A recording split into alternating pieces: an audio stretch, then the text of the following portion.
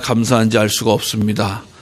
나라적으로도 우리 코로나 등극이 더욱더 깊어지고 있다라고 하는 것 다 듣고 있어서 알지만 우리가 그럴 때 있어서 더 지혜롭게 믿음 가운데서 소망의 등불을 잃지 않기를 바랍니다. 지금 우리 교회에 있어서 참 좋은 절기예요. 참 설레고 기쁜 절기죠. 아시죠? 예, 성탄절기란 말이죠. 성탄을 준비하는 절기라고 하는 거죠. 예. 이 결혼식으로 이야기하면은 결혼을 앞둔 신부와 같은 그런 상태잖아요. 주님 만나기 전에 그 설레임. 예? 여행 가기 전에 얼마나 사람들이 설렙니까? 예? 비행기 탄다라고 생각해보면은, 야, 내가 비행기 탄다. 그러면 그 비행기 타기 전까지 그 설레임이 얼마나 좋은지 몰라요. 예? 그래서 요즘 항공사에서도 그 설레임을 선물하기 위해서 비행기 타고 다른 나라 공중을 빙 돌고 다시 우리나라 돌아온다라고 하는 상품이 그렇게 많이 팔렸고요. 또 6월이나 7월쯤 되면 해외여행 갈 수 있다라고 해가지고 미리 계약금 내놓으면 그거 가지고 가고 또 만약에 안 가면 그 계약금 그대로 돌려준다고 하는데도 사람들이 얼마나 많이 돈을 거다가 계약을 하는지 알 수가 없어요. 이 자리에 계신 분도 몇 분 하셨는지 모르겠습니다만은 어쨌든 가고 안 한 광고의 문제는 나중이고 내가 6월달 되면 7월달 되면은 해외여행을 또 갈 수 있겠구나라고 하는 그 설레임, 기대함, 이게 얼마나 좋은지 알 수가 없는 거거든요. 오늘 이 설레임 좋은 계절에 우리 믿음의 성도들도 코로나보다 더 능력이고 더 뛰어나신 하나님을 향해서 기쁨과 감사와 감격을 회복할 수 있는 복된 시간이 되기를 간절히 주의 이름으로 축원합니다. 예. 주님께서 이 세상 오실 때에 많은 분들이 수고했지만 오늘 본문에 세례 요한과 같은 분이 없어요. 세례 요한. 이 세례 요한이라고 하는 분은 주님께서 오시기 6개월 전에 탄생한 예수님의 이종사촌간이다라고 누가복음에서는 말씀하잖아요. 그래서 나는 주의 길을 예비하는 자다라고 이야기를 하고요. 그래서 그 집안은 예수님의 집안과는 달랐어요. 예수님 아버지는 목수였다, 집을 짓는 자였다라고 하는 걸 하지만 세례 요한의 집안은 제사장 집안이었어요. 그러니까 제사장 집안은 엘리트 집안이죠. 종교적으로 대단한 집안이었다라고 하는 것을 알 수가 있죠. 그리고 세례 요한은 엄마가 엘리사벳이 기다리다가 겨우 어떻게 보면 낳은 거예요. 오랜만에 귀한 아들을 하나님 은혜로 낳은 거거든요. 그러니까 아주 귀한 집에 귀한 자손인 거예요. 예. 그러니까 이런 이 세례 요한의 이 모습인데 세례 요한의 모습을 성경은 어떻게 이야기하고 있느냐라고 하는 것을 보면 우리가 잘 알아요. 세례 요한이라고 하는 이름이 얼마나 중요한 뜻인지 알 수가 없어요. 요한, 요라고 하는 것은 하나님이라고 하는 뜻을 이야기해요.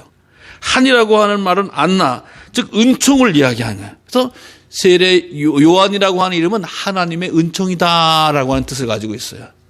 그래서 요즘도 어린 아기를 태생의 이름을 지을 때 요한이다라고 하는 이름들을 우리가 간혹 짓는 것을 보게 되죠. 그러니까 넌 하나님의 은총이야. 영어로는 그냥 존이라고 하는 표현으로 아주 쉽게 부르게 되어지죠. 그래서 이 세례 요한에 대해서 성경은 아주 중요하게 평가를 하는데 특별히 예수님께서도 뭐라고 칭찬을 하세요? 야, 여인 중에 난 사람 중에 최고가 세례 요한이다. 왜? 저보다 더 큰 사람이 없다.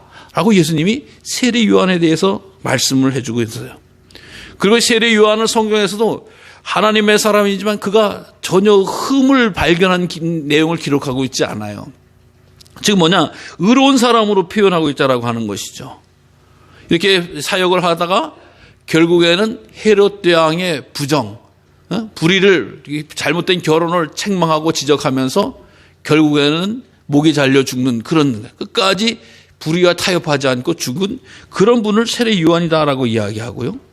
또 영적인 능력에 있어서는 엘리야와 같은 사람이다라고 이야기해요. 엘리야를 이 성경에서 귀하게 여기고 유대인들이 중요하게 여기는 것은 뭐예요? 저주받은 죽음을 경험하지 않고 올라간 사람을 엘리야라고 이 성경은 말하고 있거든요.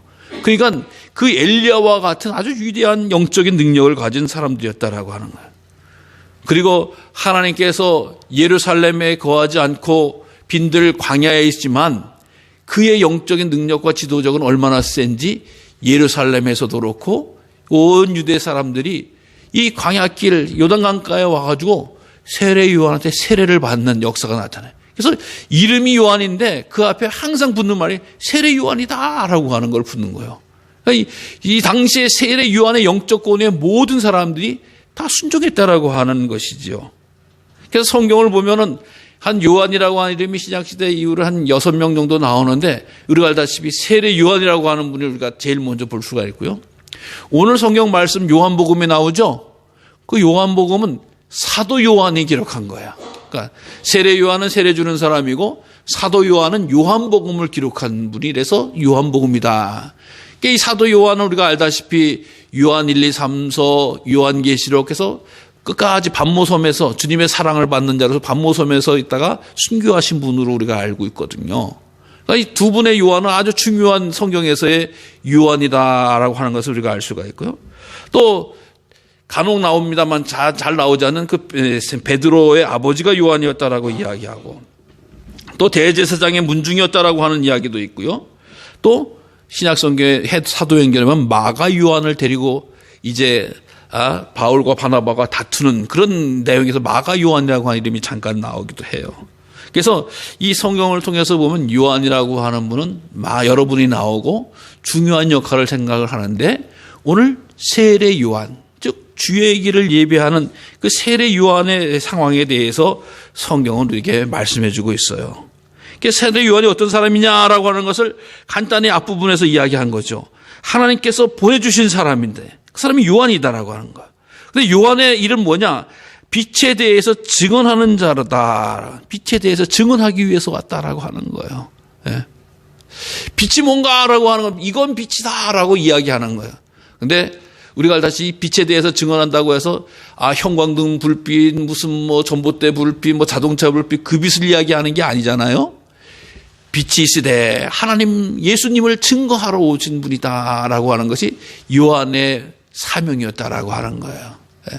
근데 빛으로 와가지고 했던 일이 뭐냐라고 하는 것이 그 다음 부분의 19절부터 나오는 이야기예요. 19절에 예수님께서 이제 유대인들이 예루살렘에서 제사장들과 레위인을 요한에게 보내서 네가 누구냐라고 이야기하는 거예요. 이 상황을 조금 이해하시면 이제 제가 설명을 드릴게요. 무슨 얘기냐? 이스라엘 백성들이 깜깜한 시대를 살게 되어졌어요. 무슨 얘기예요? 말라기 이후에 하나님이 입을 닫으신 거예요. 침묵하시는 거예요. 그래가지고 400년 동안 하나님의 말씀이 이스라엘 백성들에게 전파되지를 않았어요. 여러분, 하나님의 말씀이 닫혀졌을 때 예언자들을 통해서 계속 말씀하시고 선포하시고 가르치시고 훈련시키다가 말씀을 딱 닫으셨단 말이죠. 그러니까 맨 처음엔 좋았는지 몰라요. 그러나 하나님의 말씀을 듣지 못하는 고통은 닫혀봐야지 아는 거거든. 여러분, 우리가 날마다 하나님의 말씀을 가까이 대할 수 있다라고 하는 기회가 얼마나 축복인지 알 수가 없잖아요. 성경 말씀을 통해서도 할 수 있고 설교 말씀을 통해서 들을 수 있고 또 여러 가지로 우리가 또 여러 가지 하나님의 말씀을 들을 수 있는데 하나님의 말씀을 듣지 못한다? 좋을 것 같죠? 안 그래요. 여러분 자녀들 생각해 보세요. 어렸을 때 철없을 때 부모님께서 이래라 저래라 이야기하면 뭐래? 듣기 싫어 이렇게 이야기하잖아요. 듣기 싫어. 엄마가 뭘 한다 그래. 아빠가 뭘 한다 그러세요. 근데 이제 듣고 싶어도 듣지 못할 날이 오잖아요. 여러분 이 자리에서 부모님의 음성을 듣고 싶어 정말 간절히 어떤 때는 간절히 사모하면서 듣고 싶은데 듣지 못해요. 그러면 어때요? 말로 다 할 수 아려오는 고통과 아픔이 우리 가운데 있잖아요. 근데 그걸 이겨낼 수밖에 없는 거 아니겠어요? 예? 이때 우리 엄마가 혹은 우리 아버지가 이런 말씀 한마디 했으면 내가 참 좋겠다. 듣지 못하는 거야. 왜 계시질 않으니까. 예? 이스라엘 백성들에게도 그런 상황이 바로 세례 요한이 오기 전에 400년 동안 하나님의 말씀을 안 하시는 거야. 맨 처음엔 좋았는지 몰라. 편했는지 몰라. 자유로웠는지 몰라. 듣지 못하니까 너무 답답하고 영적인 침체기를 겪게 돼요. 그러면서 어떤 일이 벌어져요? 나라가 망하는 나라의 역사가 나타나는 거예요. 역사적으로 이스라엘 백성들이 이 하나님 닫으시고 나서 얼마나 세계 열강이 등장했는지 몰라요. 옛날에는 애굽에서 나왔지만 이제는 유럽에서 이스라엘을 지배하고 통치하기 시작해요. 그래서 그리스라 히랍이라고 하는 나라가 나왔죠. 그 다음에 로마라고 하는 나라. 엄청나게 공격하고 핍박하고 억압을 하는 거야. 예? 식민지의 나라로 사는 거야. 그러니까 하나님의 말씀이 닫히니까 나라가 망하게 되어지고 나라 망하니까 그 밑에 있는 백성들은 개돼지 취급을 받을 수밖에 없는 거 아니겠어요. 예. 그러니까 너무 힘들고 어려웠던 그런 시대 한가운데 바로 이스라엘 백성들이 처해 있었다라고 하는 거예요. 그때 마치 목마른 그 사막에 생수가 터듯이 광야에서 세례 요한이 하나님의 말씀을 전파하는 거예요. 하나님의 말씀이 들려오기 시작을 하는 거예요. 맨 처음에는 낯섰을지도 모르고 맨 처음에는 어색했을지도 모르지만 하나님의 말씀을 들으면서 우리 영혼이 살아나는 거예요. 영혼의 기쁨을 누리는 거예요. 영혼이 회복된 은혜를 이스라엘 백성들이 막 누리기 시작을 하게 되어지는 겁니다. 그러니까 많은 사람들이 세례 요한에게 몰려왔죠. 많은 사람들이 몰려와서 하나님의 말씀을 때 너무 좋았던 거야. 그러다 보니까 예루살렘에서 오히려 큰일이 난 거예요. 당시 신앙적인 중심은 예루살렘의 산헤드린 공회라고 하는 곳이 있어요. 거기에서 이 산헤드린 공회의 회장은 사두개인이고 나머지 대부분의 많은 사람들은 바리새인들이에요. 그러니까 사두개와 바리새인들, 그 당시에 종교적으로 제일 앞서 나가고 제일 훌륭하다라고 하는 사람들, 그 사람들이 듣고 있는데 저 요단강가에서 세례 요한이라고 하는 사람이 말씀을 증거하는데 사람들이 그렇게 가서 은혜를 받습니다 라고 이야기를 하는 거예요. 그러니까 가만히 있을 수가 없어서 유대인들이 예루살렘에서 제사장들과 레위인을 요나에게 보냈다라고 이야기해요. 거기 무슨 일이 일어났는지 제사장들, 바리새인들 가서 좀 알아봐라 라고 보낸 상황이에요. 여러분, 무슨 큰일이 도시에서나 혹은 서울에서나 큰 도시에서 일어나는 건 당연한 거고 저 변두리에서 무슨 일이 큰일이 있다라고 이야기하면은 별로 주목하지 않는 거 아니겠어요? 근데 예루살렘에서 사람을 보내서 무슨 일인지 좀 알아보라는 거야. 알아보래서 가서 딱 요한이 야, 내가 누구냐? 예? 와서 요한한테 와서 그 조사관들이 와서 너 누구냐라고 이야기합니다. 근데 요한의 대답을 들어보세요. 20절에 나는 그리스도가 아니라. 나는 그리스도가 아니다. 네가 누구냐라고 물었을 때 예, 저는 요한입니다. 혹은 나도 배경 있는 사람이야. 나도 제사장 가문의 내 아들이야. 이렇게 이야기를 이 사가라 제사장의 아들이야. 이게 자기 지문 가문과 자기 백을 이야기하는 게 아니라 나 그리스도가 아니야. 나 그리스도가 아니야. 여러분 이 대답에 요한의 지혜가 엄청나게 숨겨져 있는 건지 아셔야 돼요. 우리 너 누구냐? 그럼 나 누군데요? 너 누구 아니냐? 그럼 나 아닌데요? 이 정도만 생각하는데 내가 누구냐? 나 그리스도 아니다. 그러니까 그 요한에게 온 사람들의 마음을 정확하게 요한은 아는 거죠. 왜? 당시 사람들은 억울하고 암묵하고 깜깜한 시대 한가운데서 그리스도를 찾고 있었거든. 왜? 나라가 빼앗기니까. 예. 여러분 우리가 알다시피 나라가 흔들리면 어떻게 돼요? 이 나라가 흔들리면 가정이 흔들리고 사회가 흔들리는 거 아니겠어요? 그러면 내 자신도 흔들리는 거 아니겠어요? 그러니까 우리가 나라가 없다라고 하는 것, 국가가 없다라고 하는 것은 정말 비극적인 상황이잖아요. 그러니까 이 비극적인 상황을 이스라엘 백성들은 400년 동안 경험을 했던 거죠.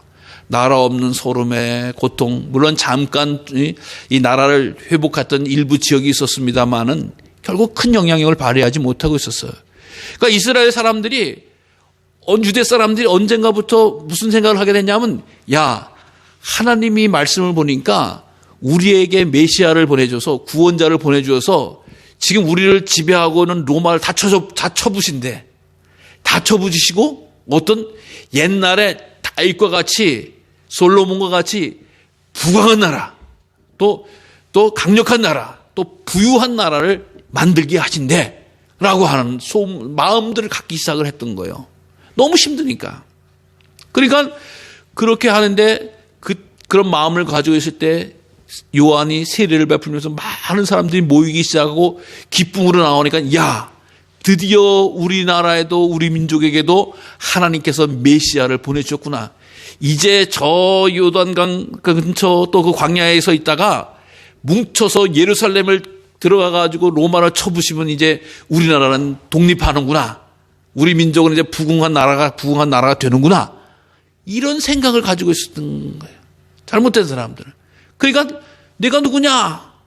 그러니까 대답하기를 난 메시아다, 그리스도다라고 이야기하려고 하는데 나 그리스도가 아니다. 내가 너희들의 생각을 모르고 있느냐? 다 알고 있다라고 하는 거야. 나 그거 아니다. 그런 사람 아니다라고 이야기해요. 그럼 또 뭐라고 이야기합니까? 그러면 엘리야냐? 그러니까 너 정치적인 우리나라를 독립시킬 독립군 투사, 광복투사가 아니면 당신은 특별한 영적인 능력을 가진 사람입니까? 라고 이야기하는 거예요. 엘리야라고 하는 사람이 우리가 알다시피 제가 아까도 말씀드렸습니다마는 죽음을 보지 않고 하늘로 올린 바 됐어요.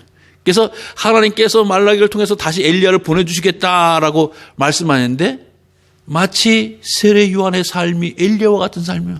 어떻게 광야에서 삶, 또 메뚜기와 석청을 먹는 삶, 또 옷도 털옷 같은 거 입고 삶, 완전히 자연인의 삶이에요. 완전히 그런 삶이에요.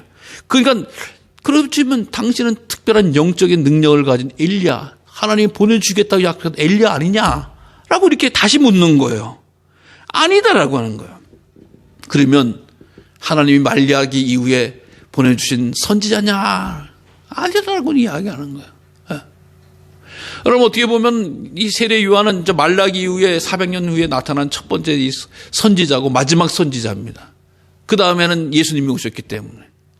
근데 다 아니라고 하는 거예요. 다 아니에요. 네. 그러면 도대체 당신은 누구냐라고.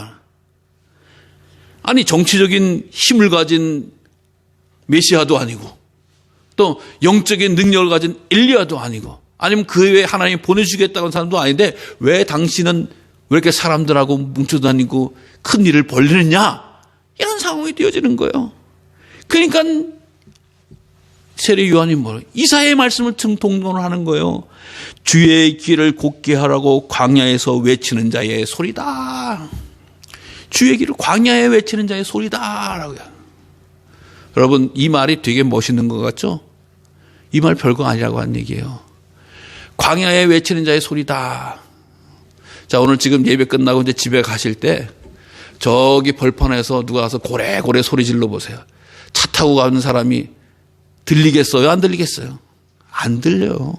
소리가 어서 고래고래 질러도 차 타고 문 닫고 추워서 아이고 추워 그러고 문 닫고 음악 틀고 가면 저기 들판에서 소리를 질리던 아니면 배 타고 저기 손수포구 나가가지고 배 타고 그 안에서 노래를 치던 소리를 질르던 뭐야? 아무도 못 들어요.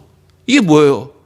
광야에서 벌판에서 아무리 큰 소리를 외치는 자의 소리라고 해도 떠든다고 해도 아무도 신경 안 쓰는 거야. 지금 무슨 얘기야? 아무것도 아니고 별 볼 일 없다라고 하는 거야. 나는 광야에서 외치는 소리인데 사람들이 주목하지도 않고 신경도 안 쓰는 소리다.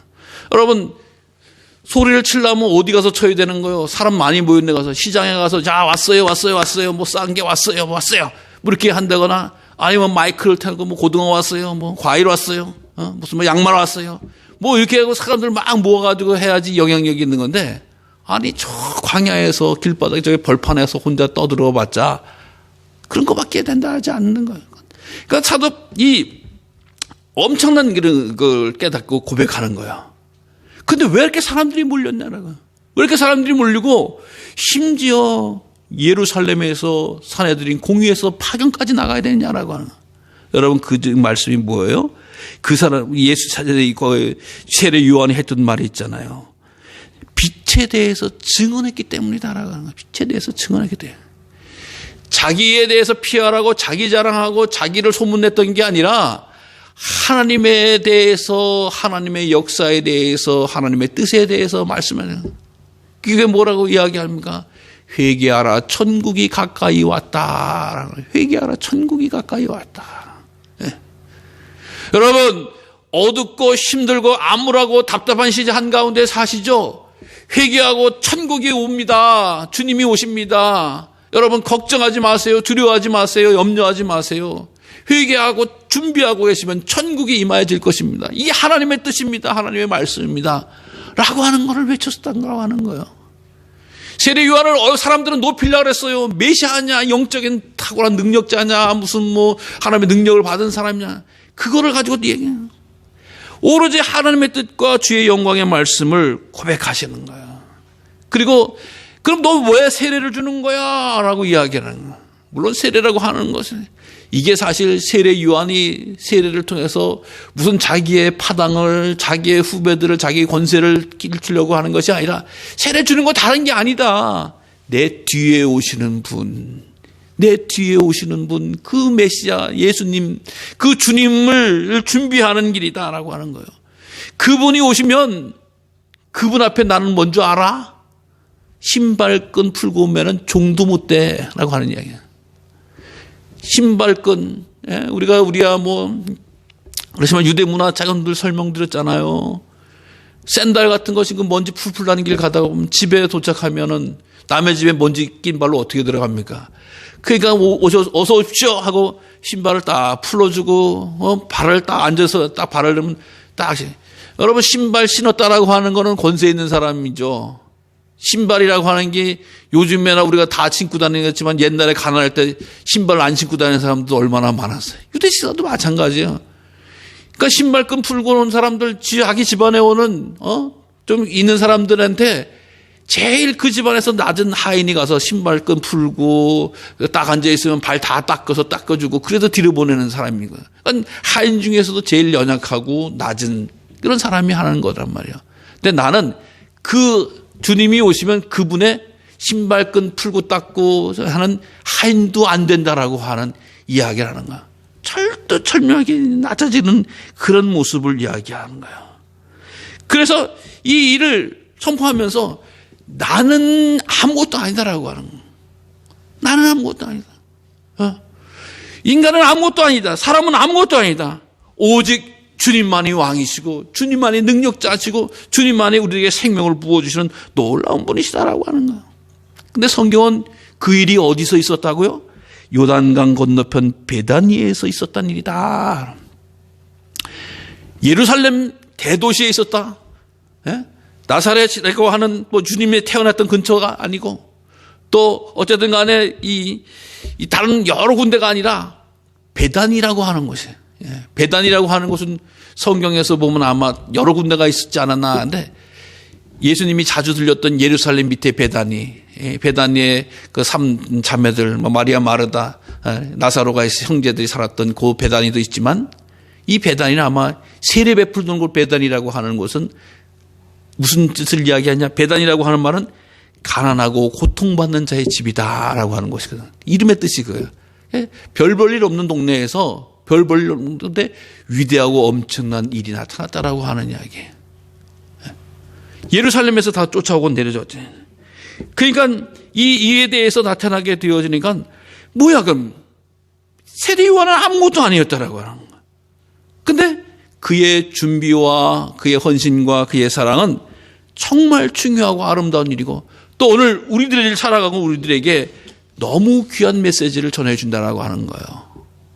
사랑하는 성도 여러분, 이스라엘 백성들이 깜깜하고 영적인 어둠에 빛 대신 주님을 보내기 위해서 하나님 계획하고 계셨지만 그것에 대해서 먼저 주의 길을 예배했던 세례 요한을 기억하시기 바랍니다. 오늘 우리들이 어둡고 힘들고 깜깜한 시대 한가운데 살고 있어요. 아까도 말씀드린 경험해보지도 못하고 앞으로 어떻게 될지도 알지 못하는 시대 한가운데 살고 있다는 거죠. 믿음의 자녀들은 왜 우리를 이렇게 어두운 데서 태어나게 했냐, 왜 힘들게 하냐, 왜 불편하게 하느냐라고 하는 불판과 원망과 걱정보다는, 근심보다는 세례 요한과 같이 하나님이 이 때를 위해서 우리를 보내주시고 우리를 예배해 주셨구나라고 하는 이 믿음을 우리는 회복해야 될 줄로 믿으시기 바랍니다. 왜요? 우리에게 있어서는 주의 길을 만드는 사람이 아닌 거예요. 주의 길을 예비하고 주님에 대해서 증언하는 거예요. 이미 주님께서 우리 안에 계시고 우리와 함께 계시고 우리를 인도하고 계시는 줄로 믿어요. 이게 우리 신앙이 되어야 되는 거예요. 다시 오실 주님에 대해서 기다리고 준비하지만 이미 성령 하나님 우리 나와 함께 하시고 나를 인도해 주시고 나를 믿음으로 이끌어 주신다라고 하는 사실을 우리는 늘 믿고 고백하는 사람들이란 말이죠. 그러니까 이 어두운 한가운데 실에서 깜깜하고 답답하고 힘든 시대 한가운데서 이 세상의 유일한 소망과 빛을 주의 길을 예배할 수 있는 사람들은 바로 믿음의 자녀밖에 없는 거예요. 세상에 돈 많은 사람이 예배하고 있는 것도 아니고 권력 있는 사람이 예배되는 것도 아니에요. 하나님의 부름을 받고 하나님의 은혜를 입은 사람들이 외친다라고 하는 것이죠. 그게 누구예요? 이 시대에 바로 우리라고 하는 거예요. 바로 믿음의 자녀들이라고 하는 거예요. 우리는 이미 하나님으로서 풍성하고 넉넉한 주의 사랑과 은혜를 받고 있는 사람인 것을 믿으시기를 바랍니다. 그래서 우리가 하는 일은 주의 길을 만들고 우리가 뭘 하는 게 아니에요. 그냥 소망 되시고 생명 되시고 구원자가 되신 예수님을 증거하는 거예요. 고백하는 거예요. 하나님의 역사에 대해서 선포하는 거예요. 예? 주님께서 우리를 위해서 십자가 지신 그 사랑을 인정하고 노래하고 고백하는 거고 알려주는 거예요. 이게 주의 길을 예비하는 자, 주님을 만나기 위해서 우리가 해야 할 일이라고 하는 것이잖아요. 예. 여러분, 하나님은 엄청난 사랑과 은혜를 우리에게 부어주셨습니다.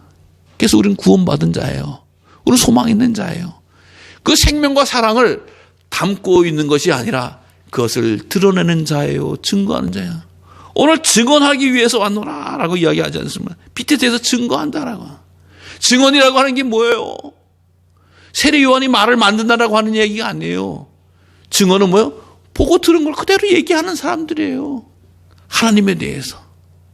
세례 요한이 광야의 소리, 아무것도 알지 못하고 듣지 못하는 그 별 볼일 없는 광야에 외치는 자의 소리가 같은데 왜 이렇게 사람들이 많이 몰려왔어요? 세례 요한이 무슨 불쇼를 했습니까? 뭘 나눠줬습니까? 먹을 걸 나눠줬습니까? 자기는 메뚜기 석청밖에 못 먹는 사람이. 근데 사람들이 미어 터지게 왔잖아요. 왜요? 하나님의 살아계심을 증거하고 하나님의 역사하심을 선포하고 하나님이 함께하심을 고백하는 그 사건을 나타내다 보니까 하나님이 이 세상 어두운 가운데 빛으로 사용해 주시고 빛 대신 주님의 길을 예배할 수 있는 기회를 허락해 주셨다라고 하는 거예요.